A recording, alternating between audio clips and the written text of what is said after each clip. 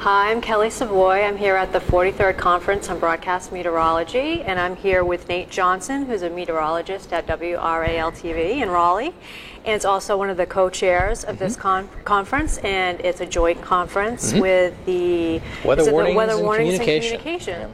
So could you tell us a little bit about the experience being a co-chair and how it might have been a little challenging? I'm really excited to be able to host the meeting here in Raleigh. I think we've got a great venue for hosting conferences like this. It's very walkable downtown, a lot of revitalization recently, and I'm really excited to be able to do this and to have it be a conference that I've chaired the other two times that it's existed, that Weather Warnings Communication Conference, to be able to bring that here sort of into my own backyard. Right. It's been a lot of fun. And on the one hand, it's been great because people ask, well, where do you go to dinner? And I say, oh, you go here. And I have recommendations, and I feel like I can speak from the heart because I've eaten it at a lot of these places.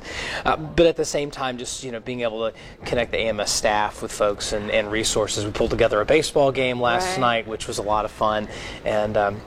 And then the community just being able to turn out just some fantastic talks. We had a fantastic joint session this morning between the two conferences, and it's a lot of overlap. So it's perfect. It's a lot of certainly the weather warnings and communication sort of vends more in the the theoretical side a little bit, the research side, but you've also got the broadcasters doing some of the work where the rubber meets the road, and to bring these two groups together I think has been really helpful. And one of the comments I've heard from broadcasters is they really love having the joint meeting together because they get a perspective on what they do that they may not have access to in their day-to-day jobs. Well, thank you for your hard work. No, my pleasure. Co-chairing that. I know it's a big job. The chairing is, the AMS meeting staff does a really good job of doing all of the detail work and everything, so all I have to do is get people excited about turning in abstracts, and then the puzzle of which talks go into which sessions is sort of an intellectual challenge. It's a lot of fun to do, and to try and put something together where you have the sessions that make sense and flow and sort of build on each other from day to day.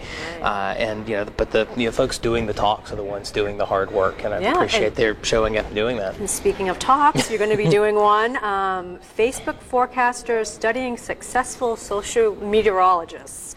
And basically your talk is going to be about how social media has allowed a lot of amateurs and non-traditional meteorologists to kind of have a platform, which probably makes it difficult for the public to find like a reliable source of information. And tell me a little bit more about what you're going to talk about. Well, one of the things that we've learned is that the notion of credibility is something that has changed. I mean, 20, 30 years ago, credibility was something that was earned, it was bestowed in a very institutional way. You had a degree that was granted you from a university, or you had the seal of approval from the AMS. So these are sort of automatically granted things because there were few people in the arena providing information. Well, now anybody and everybody can provide information in that arena, and so most meteorologists, even though we may get frustrated with some of the Facebook forecasters and the amateurs and the high school students, if we had access to those tools when we were in high school, we'd be doing the same thing because we're weather nuts. So one of the challenges for us is to help the public understand where they're getting their information from, why it's important to calibrate the information and triangulate the information that they're getting from all their different sources, because then the Facebook pages aren't going away. As much as some want to, I think it's a bad idea to want them to, because like I said, it's what we'd be doing anyway. But to try and help people understand how to use that information, what context, and how heavily to weigh that information versus other sources like the National Weather Service and local broadcast meteorologists and national broadcast meteorologists and other things. But to try and we've democratized the data. There's a lot of weather data that's out there. We now need to start democratizing the knowledge on how to use that data and to put it in the right context for people. And that's a challenge on us as a community, as a society, really, to understand how we can take what we go through 4, 6, 9, 10, 20 years of formal education after high school in order to understand this stuff. How can we start to relay some of that information to keep people excited, keep people interested in this profession and in science in general, because it's really important, but also in a way that they're putting out more, better information for the people that are using their pages. And last fall, I remember the Board of Broadcast Meteorologists, they had a campaign to try to get seal holders and CBMs, which you are one, to put some of those things out on their Twitter pages and social media sites, and I've been seeing that a lot more. Do you think that's helped? I think it's helping a little bit in the sense that it allows people to associate themselves with the seal of approval, and for those that know what that is, it's a helpful thing. I think the challenge is there are a lot of people, when the seal of approval was put out originally, one of the expectations was that television stations would use their airtime to promote what it meant and why it was important.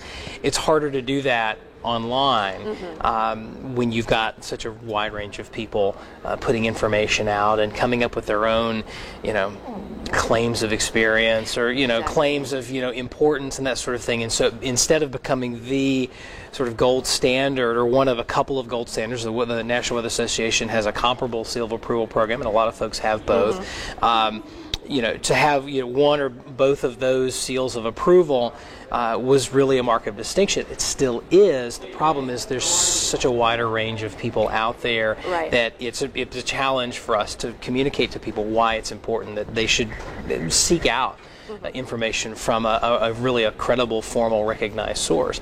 But younger folks especially don't see credibility. I mean, credibility is a socially constructed thing. It's something we infer on something rather than it handed down. So it's a start, but it's a start. We definitely have more to market. And I think seal holders especially, and their stations and their employers, to the extent that we can, need to remind people of why that seal is important, what you had to do to go through and get there. The fact that there's continuing education, not just I went to school, I graduated, I do this every day, and I've got this thing that I earned 10 years ago.